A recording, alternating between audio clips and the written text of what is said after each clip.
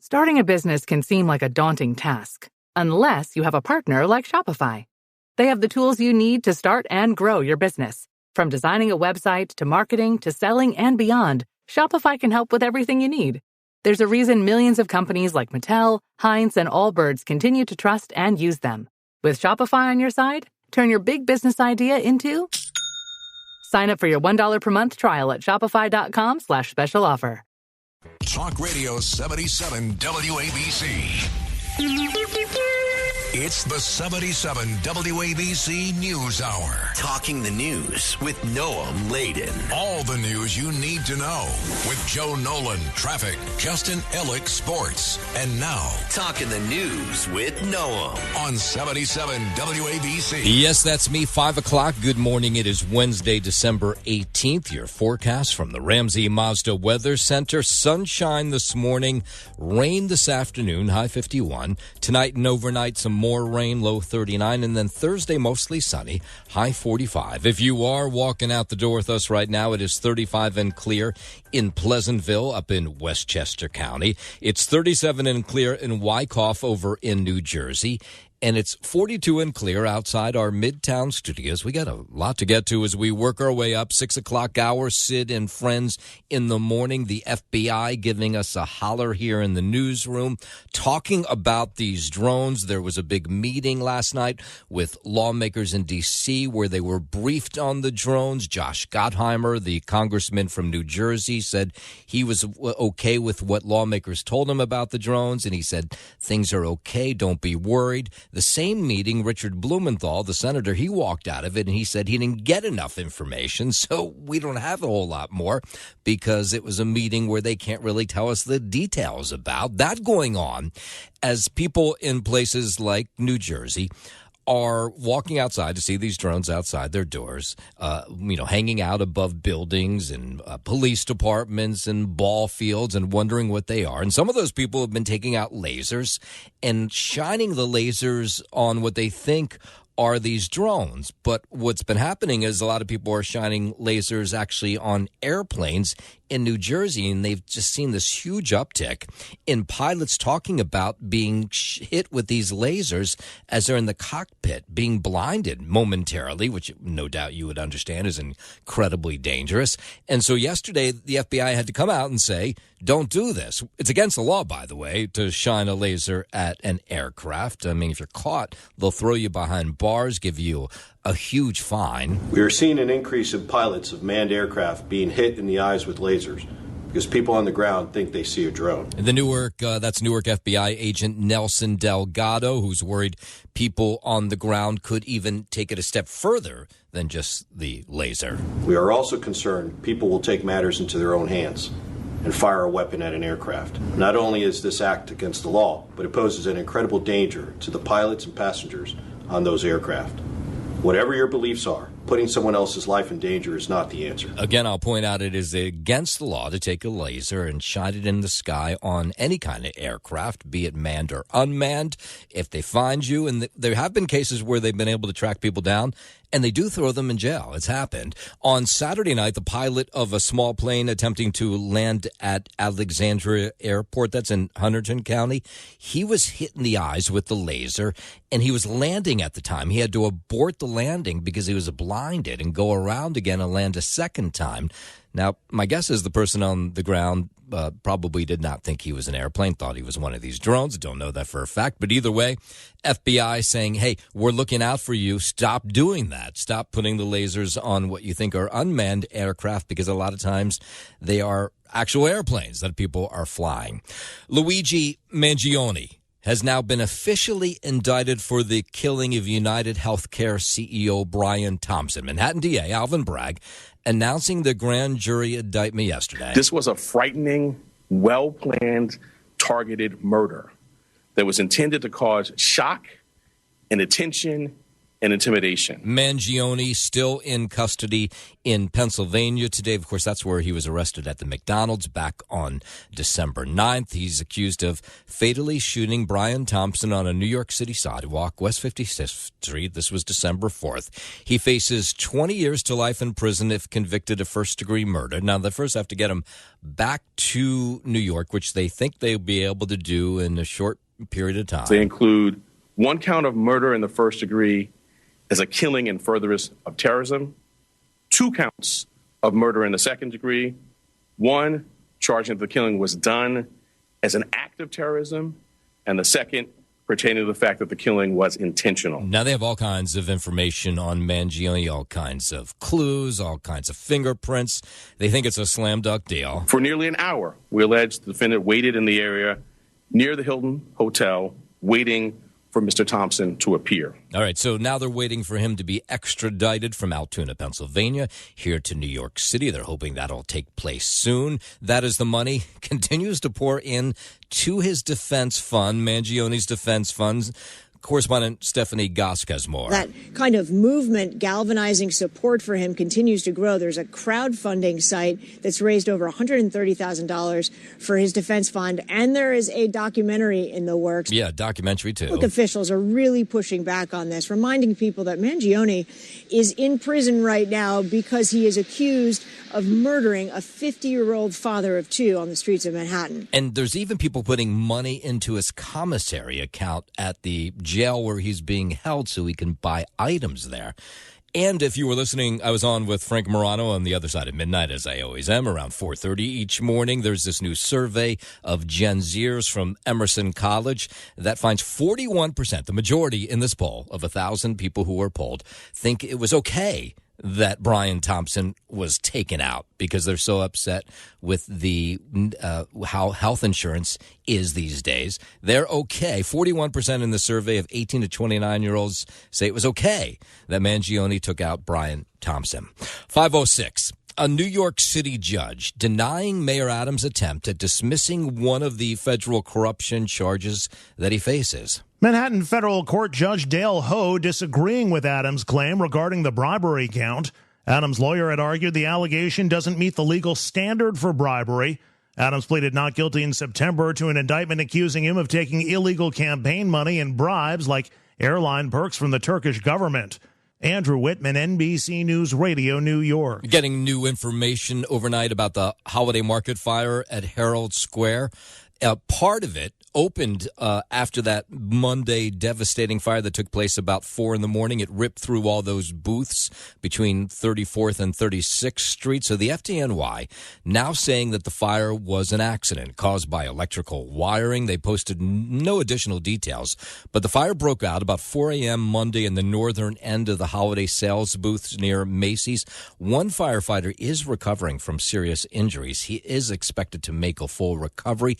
18 booths were impacted. It's not clear how sales did in the area yesterday, but they're now saying that fire was just an accident, electrical wiring. WABC News Time 5:09. Let's go out to Wisconsin. Police in Madison say they're still not really sure the motive of that 15-year-old girl who shot up a school on Monday. A teacher and a student at the Abundant Life Christian School killed Monday, and it appears the student shooter died from self-inflicted gunshot wounds. We're looking into her online activity. We're asking anyone who knew her or who may have insights into her feelings leading up to yesterday to please contact the Madison Area Crime Stoppers. Madison police say they're not ready yet to reveal all the factors that they know in this investigation. They did confirm everyone was targeted and that there was no they did confirm everyone was targeted who was shot, but they haven't given us a whole lot of details what the connection is between that teenage gun woman and those people who were targeted. At this time, we cannot verify its authenticity. We have detectives working today to determine where this document originated and who actually shared it online. Yeah, so there's this manifesto out there that people online say is the teenager's manifesto, but as you hear there, police aren't positive that's the case. The past 24 hours have been a flurry of emotion, sadness, anger, disappointment, grief, for the Madison community. Yeah. Meanwhile, as you might guess, after every one of these school shootings, there's all kinds of flurry of politicians promising to do something to fix what's wrong. In Southern California, have Republican lawmakers there introducing a bill that would require an armed security guard at every public school across the state. Especially during the anti-police era, where they were removing school resource officers from schools. And what we've seen is schools have become now less safe and less secure. That lawmaker actually tried to do this once before. He was unsuccessful. He says, okay, how many more times do students have to be shot at till we can put a school guard in front of school? So he says he's going to keep trying. And we've now seen an uptick in the school shootings, just one last week in a kindergarten class. The best chance we can give these kids to survive when there's an active shooter is to make sure there's a specially trained armed officer there ready to act. My bill would give schools a school resource officer on every campus. It would make that mandatory, and it would give kids the same protection that every politician up in Sacramento has right now. There's a bunch of schools out on Long Island that now do have school security guards. On the other side, there's people talking about gun control after the school shooting. You have Texas State Senator Roland Gutierrez, who represents Uvalde, where that horrible shooting took place. He plans to refile a bill to set an age limit on assault weapons. To at least 21, with exceptions for military, with exceptions for going out to a sporting range with your parent. I own guns. I understand this issue, and we're not trying to take anybody's guns away. You have to be 21 to buy a beer in Texas. You have to be 21 to buy a cigarette in Texas. We can do this, and we should. Yeah, he's trying to get Republicans on his side. 512, President-elect Trump suing an Iowa pollster and the Des Moines Register newspaper over the poll that came out right before Election Day. You remember that poll that showed Kamala Harris ahead in Iowa? And Trump says that poll was intended to sway the race in Iowa. And it was fraud, and it was election interference. You know, she's gotten me right always. She's a very good pollster. She knows what she was doing. Trump ended up cruising to a win in Iowa on election night. The suit names the pollster and Seltzer, the paper, and Gannett, which is the newspaper's parent company. Trump's lawyers arguing consumer fraud.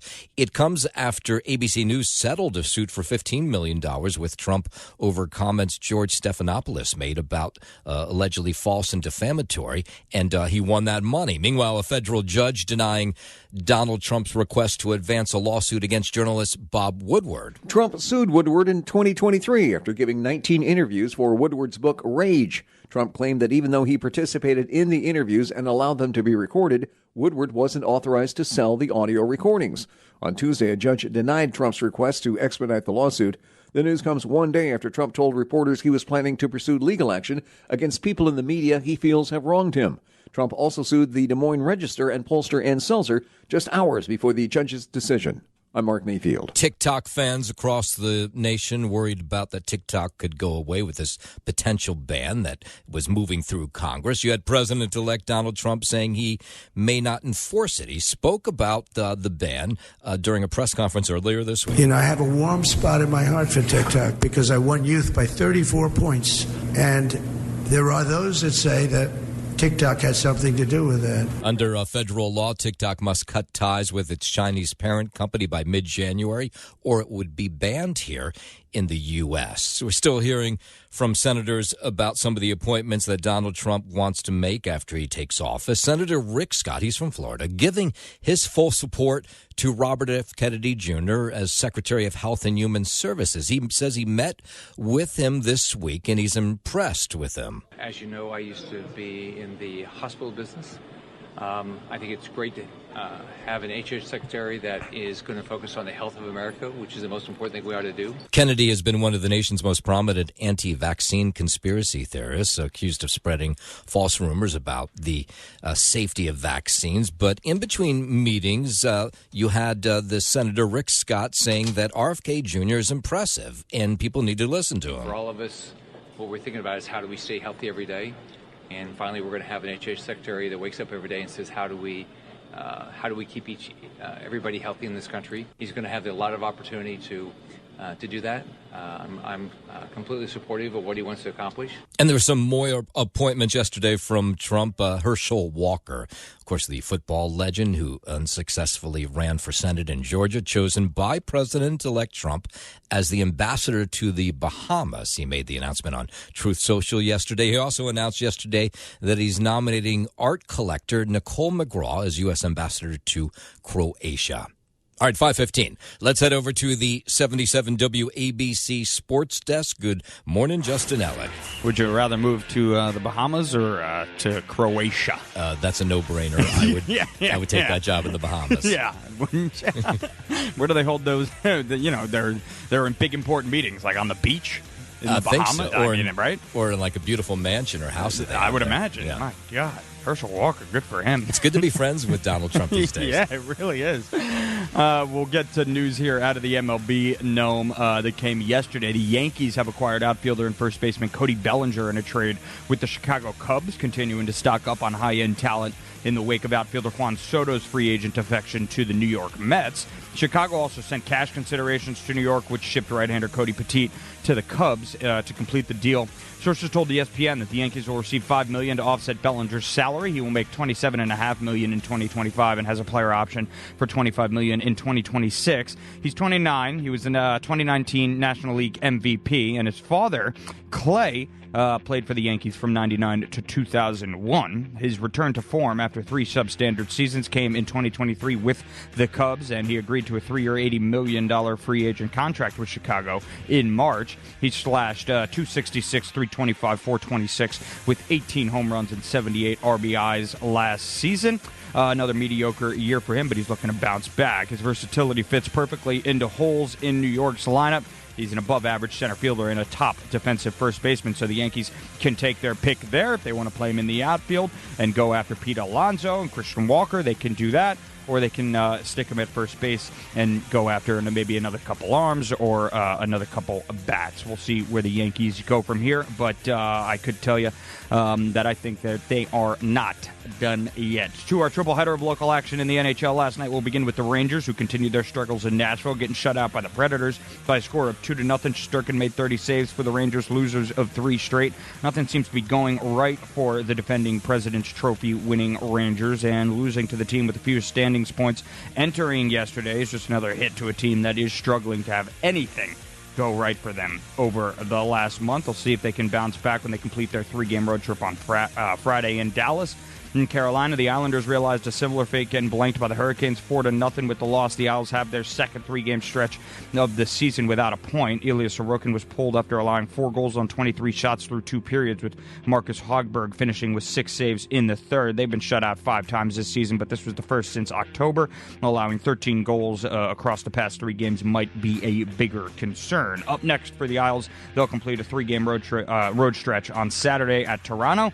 Last but not least, our only winners of the night were the Devils in St. Louis. Palat and Dillon scored, and the Devs beat the Blues 4-1. Jesper Bratt added an empty net goal for the Devils, who won their 3rd straight game and 5th out of their last 7. Markstrom made 19 saves. They improved to 12-4 on the road this season and held the Blues to 20 shots, marking the 4th straight game. The Devils held their opponent to 20 or fewer shots in the game. Up next for Jersey, they'll travel to Columbus to skate with the Blue Jackets tomorrow night. And to the NBA, quickly here, Noam, your NBA Cup Tournament MVP, Giannis Antetokounmpo, scored 26 points to go, along with 19 rebounds and 10 assists. And it's the Bucks who come away with this year's NBA Cup over the Oklahoma City Thunder. The final score in the finals yesterday from Vegas, 97-81. They joined the Bucks, that is Los Angeles, as the only champions of the 2-year-old event. I still don't really understand what that's all about, and I'm a huge NBA fan. Do they get money for that, for winning the Cup? Yeah, they get money. That's really it. You win a bunch of money and a big celebration. I know that the Bucks decided to not really celebrate as hard as the Lakers did last year. If you remember, the Lakers won this thing last year. They celebrated like they won the championship. Yeah. And then they lost like 10 of their next 13 games. But most fans like me are scratching their head like, what is this? I still don't really get exactly what it is. I don't really understand it either. It's just weird. And Doc Rivers was, after the game, he felt weird about it too. He's like, yeah, this is weird. It feels like we're celebrating something, and then in the middle of the season. In the middle of the season, which is exactly what you're doing. You're right back to the grind, this weekend. So it's a little bit odd. Still don't understand it, but they're going to keep at it. You're going to see this thing every year. The NBA is committed to the Emirates NBA Cup. That's your Sports Now. I'm Justin Ellick on 77 WABC. WABC News Time 5:22. Just getting this into the 77 WABC News Center. Cops in the overnight looking for a strap hanger who stabbed a subway rider. This was on the Q line at the 7th Avenue subway station in Park Slope late last night. Apparently some sort of argument. One rider pulled out a knife, stabbed the other one in the chest, but we're being told the victim taken to New York Presbyterian Brooklyn Methodist Hospital. He is expected to recover, but so far police who canvassed that train in the 7th Avenue stop have not found that stabber. 5:22 down in Washington, a Capitol Hill hearing digging into the world of sports betting, which has just become huge and very convenient. But when it comes to gambling on college games, there is a concern it's having a negative impact on college players. There has been an issue of the flow of money in collegiate sports and the treatment of student athletes. Senator Alex Padilla of California says sports betting has introduced more stress for players at the college level who are apparently being harassed for insider information. The president of the NCAA asked senators to eliminate prop bets on individual student athletes where it's legal. Also, he wants a crackdown on offshore betting as well. What comes first? The treatment of women and men as students first that happen to play a sport, or athletes first and get an education if you can? Coach Belichick's contract is just one of many, many, many examples, let alone the amounts of money that we know is going into facilities, arenas, stadiums. And the senators say, there's big bucks floating around college athletics, but the students aren't benefiting in any sort of way. 5:24, we are getting an update on the health of former House Speaker Nancy Pelosi. She took a fall while at an event in Luxembourg last week. And here's the information we're getting from Congressman Mike McCall. He's from Texas. She likes to wear high heels, very high. She was on one of her last steps on this marble staircase that didn't have a railing, and she lost her footing. He says he's spoken with the 84-year-old who's in good spirits. The hip replacement surgery was a success. It was done Saturday at a U.S. military hospital in Germany. She had a lot of energy, very spunky. She wants to get out of there. She wants to be able to fly back home to the United States. She's in good spirits, and there's no more health danger to her other than, hip replacement. WABC News Time 5:24. Senator Ted Cruz going after the Biden administration for putting those unused pieces of the border wall up for auction. They're angry at the voters for how the American people voted on Election Day. He joins President-elect Trump in calling for those online sales to be stopped. Republican leaders in Texas have been talking about buying the wall pieces, but that seems to have been shelved for now. And they are trying with bitterness to do everything to frustrate the will of the voters. But what we've been told is also these panels are covered in concrete and rust, and that few of them are even worth buying. 5:25, out to California, where firefighters have been trying to get a handle on that 4,000-acre Franklin fire. But first responders, residents have been placed on alert. The mayor of Malibu, where some of those houses have been destroyed, says the city's ready for more strong winds. And she says, or rather he says, residents should be ready for that as well. I want to assure you that we're doing everything we can to prepare for this wind event and minimize impacts to the community. City and firefighters have encouraged residents to keep a radio nearby, always a good idea, and to have emergency supplies ready and to have everything charged, devices and everything, in case things go out, the power goes out. So the fire, it is 63% contained, but this is more than a week they've been battling this. I encourage everyone to take this opportunity to prepare now. Charge your devices, gather your emergency supplies, have a plan in place, and please, if power does go out, make sure you have access to a battery-powered or car radio. 5:26, the two NASA astronauts who've been stuck on the International Space Station will now have to stay there through March. Sonny Williams and Butch Wilmore flew to the ISS on the Boeing Starliner's shaky first test flight in June. The two intended to stay in space for a week before returning, but it's going to end up being closer to 9 months. NASA has repeatedly pushed back the launch of a SpaceX craft that will be used to bring them home. On Tuesday, officials say the launch will be no earlier than the end of March. to allow more time to complete processing on the spacecraft. I'm Mark Mayfield. Talk Radio 77 WABC. It's the 77 WABC News Hour. Talking the news with Noam Laden. All the news you need to know with Joe Nolan, traffic, Justin Ellick, sports. And now, Talking the news with Noam on 77 WABC. Yes, that's me, 5:35. Good morning. It is Wednesday, December 18th. Your forecast from the Ramsey Mazda Weather Center.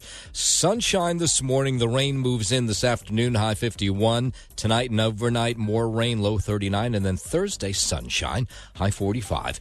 If you're walking out the door with us right now, so happy you are. 35 clear in Pleasantville up in Westchester County. 37 and clear in Wyckoff over in New Jersey. And it's 42, a couple of clouds in the sky here in Midtown. We'll start this half hour up in the Bronx where that pipe broke earlier this week. What a mess it is up there. Mud everywhere. A century-old pipe broke open Monday night. It flooded streets, submerged vehicles, much worse than we initially thought. I mean, people were wading through water that was up to their waist. Cars completely destroyed. Men trying to get out of their apartment. They were describing how tough it was. Floodwaters coming into their street-level apartment. We tried to go through there, we couldn't go. Tried to go through there, couldn't exit. Tried to go through the back, couldn't exit. It took crews hours to cap this thing. They were trying to find places to drain the water. It was just mud everywhere when the water finally, when the main, I should say, was capped and the water went away. Then when I came back, I saw all this and I said, oh my God, God is good. God is good. My cars didn't get flooded. Thank God. Yeah, he was a guy who had actually driven around the neighborhood. You've probably done this before. Could not find a parking space, so he drove blocks away where he found one, and he says, okay, somebody was on his side. As we hear from firefighters who say it was really intense. Basically maintained our presence in case there were any life issues here. We did evacuate several first-floor apartments in some of the residence buildings, and we did remove one person from a vehicle that got trapped in the water. We performed several rescues of vehicles that got trapped in the water. As the water was rising, we immediately tried to get into all the residences, but unfortunately the water got too high for our team, so we had to wait for Con Ed to come in and remove both gas and electric to areas impacted. Yeah, it was a lot worse than we initially thought. Initially, they were telling us it was ankle-high water, but no, it was much worse. Red Cross has been on the scene since the main was capped, and it was just the fact that it was old. It was more than 100 years old, this pipe, and it broke open, and that happened. So Red Cross will stay on the scene. Of course, the timing terrible because it's Christmas, but they say they hope they can get these people who were chased out of their homes back in them in just a couple of days. WABC News Time 540. Let's stay in the Bronx for a moment. The NYPD says that more than 400 rape cases have been reported in the Bronx so far this year. That's up 21% from the same time last year. And, of course, freaking out people, especially women in the neighborhood. It's very concerning, especially, even during the day. The area seemed nice before, but it's changing. This is a wake-up call for me right now. Among the latest incidents, 3 reported cases between November 28th and December 12th within 2 miles of each other in Parkchester. A 21-year-old man was arrested in connection with one rape in Parkchester, but authorities still searching for 2 other men. Believe me, I'm shaking right now because I was not expecting to hear this. And people trying to get together to try to stop this. Volunteers with the Parkchester Watch Group want to help by organizing self-defense classes to put especially women at ease. I think if people know they have some strategies to help keep themselves safe, I think it would be a step in the right direction. It's not a cure-all, be-all, but I think it definitely makes people feel safer. You have to be alert as a woman. You have to be alert at all times. You have to make sure no one's following you. Yeah, just to show you how intense it is. To date, there have been 416 reported cases of rape just in the Bronx. Last year, it was around 342 at this same time.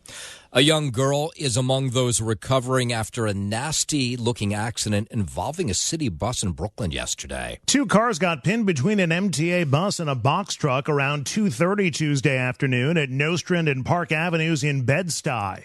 Pictures show the cars wedged on top of each other against the truck, the top car almost facing the street and their front tires almost touching. A 9-year-old girl was in one of the cars. She and a woman also in a car are stable. The driver of the bus, which was at the back of the sandwich, was also hospitalized. The cause is under investigation.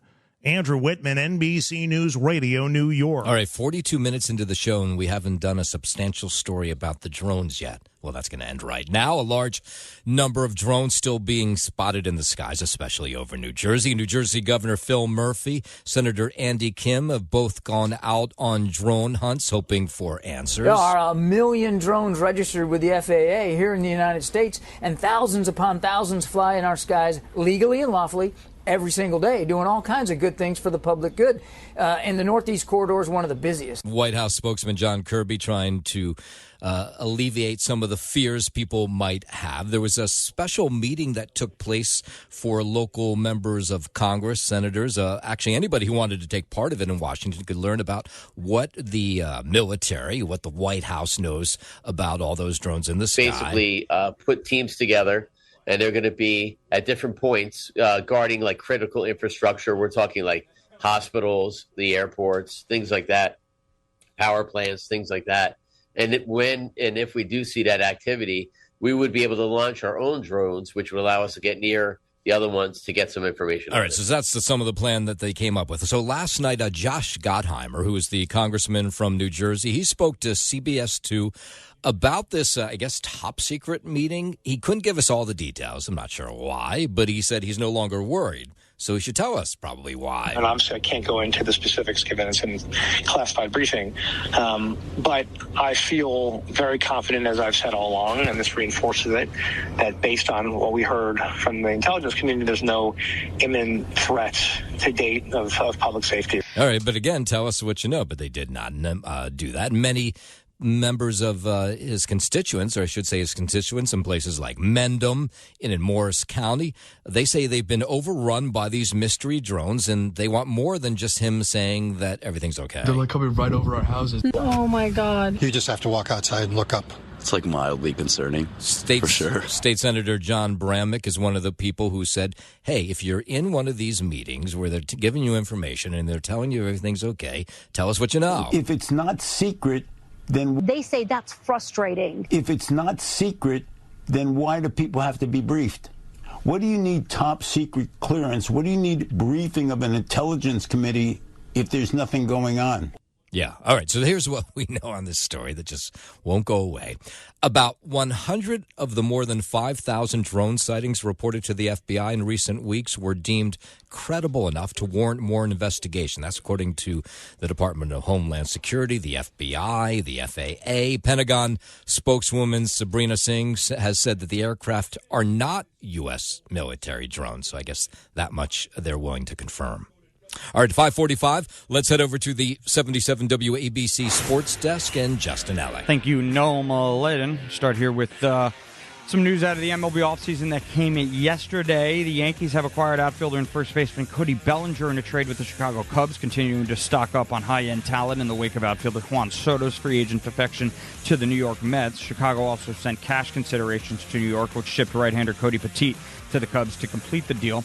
Sources told ESPN that the Yankees will receive $5 million to offset Bellinger's salary. He will make $27.5 million in 2025. And that has a player option for $25 million in 2026. He's 29. He was the 2019 National League MVP, and his father, Clay, played for the Yankees from 1999 to 2001. His return to form after 3 substandard seasons came in 2023 with the Cubs, and he agreed to a 3-year, $80 million free agent contract with Chicago thereafter. He slashed .266, .325, .426 with 18 homers and then 78 RBIs last season. Bellinger's versatility fits perfectly into holes in New York's lineup. He's an above-average center fielder and a top defensive first baseman, so the Yankees can take their pick there. We'll see where Cashman and the Yanks go from here. To our triple header of local action in the NHL last night, we'll begin with the Rangers, who continued their struggles in Nashville, getting shut out by the Predators by a score of 2-1. Shesterkin made 30 saves for New York, losers of 3 straight. Nothing seems to be going right for the defending President's Trophy winning Rangers, and losing to the team with the fewest standings points entering yesterday is just another hit to a team that is struggling to have anything go right for them over the last month. Up next for the Rangers, they'll see if they can bounce back when they complete their road trip, their 3-game road trip on Friday in Dallas. In Carolina, the Islanders realized a similar fate, getting blanked by the Hurricanes 4-0 with the loss. The Isles have their second 3-game stretch of the season without a point. Ilya Sorokin was pulled after allowing 4 goals on 23 shots through 2 periods, with Marcus Hogberg finishing with 6 saves in the third. They've been shut out 5 times this season, but this was the first time since October. Allowing 13 goals across the past 3 games might be a bigger concern. Up next for the Isles, they'll complete a 3-game road stretch on Saturday in Toronto. Last but not least, our only winners of the night were the Devils in St. Louis. Palat and Brendan Dillon scored, and the Devs beat the Blues 4-1. Jesper Bratt added an empty net goal for the Devils, who won their 3rd straight game and 5th out of their last 7. Markstrom made 19 saves. Up next for Jersey, they'll travel to Columbus to skate with the Blue Jackets tomorrow night. To NBA action in Las Vegas, where NBA Cup Tournament MVP Giannis Antetokounmpo scored 26 points to go along with 19 rebounds and 10 assists. Damian Lillard, added 23 points, and the Milwaukee Bucks connected on 17 three-pointers on the way to beating the Oklahoma City Thunder 97-81 in the NBA Cup title game last night. They joined the Los Angeles Lakers as the only champions of the 2-year-old event. Lastly, breaking news came out of the NFL yesterday as well. Michael Penix Jr. is the new starting quarterback of the Atlanta Falcons, and Kirk Cousins is heading to the bench. Coach Raheem Morris announced last night. The Falcons won. They beat the Las Vegas Raiders 15-9 on Monday night to snap a 4-game losing streak, but Cousins was just 11 of 17 passing for 112 yards with a touchdown and a pick.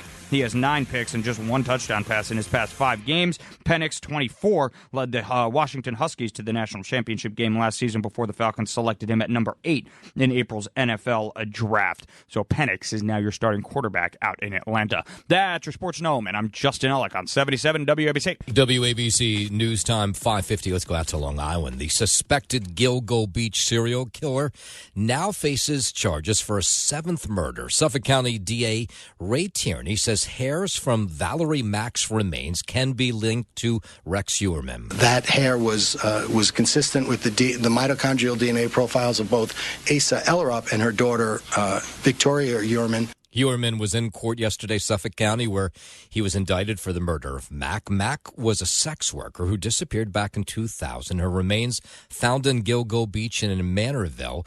Heuermann pled not guilty to the new charge and is denied wrongdoing after being charged in 6 other murders. Investigators still looking into whether he's a suspect in other unsolved killings on Long Island.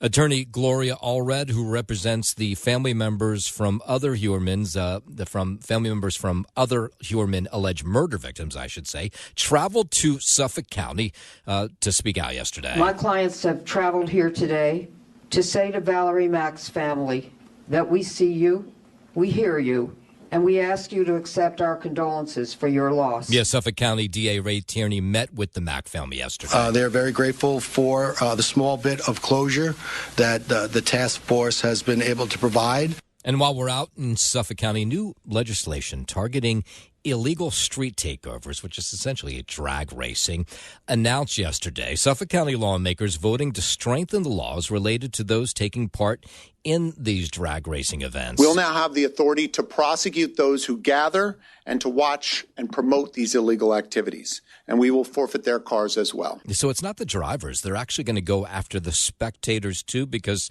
the spectators, of course, have their phones out. They're videotaping or they're taping all of what takes place in these drag races, of course, then uploading them to places like TikTok and YouTube, where they do very well and they can make money on this. So now they want to go after those people as well. Drivers don't do these stunts alone. Spectators go with them. They shut down intersections. They film the stunts for social media. They harass and assault our first responders. Penalties could include a fine and some time behind bars. And, of course, they're worried about just people getting hurt during these events as well. Because it's going to make a difference in the lives of all the people here in Suffolk County. Crack down on the mayhem.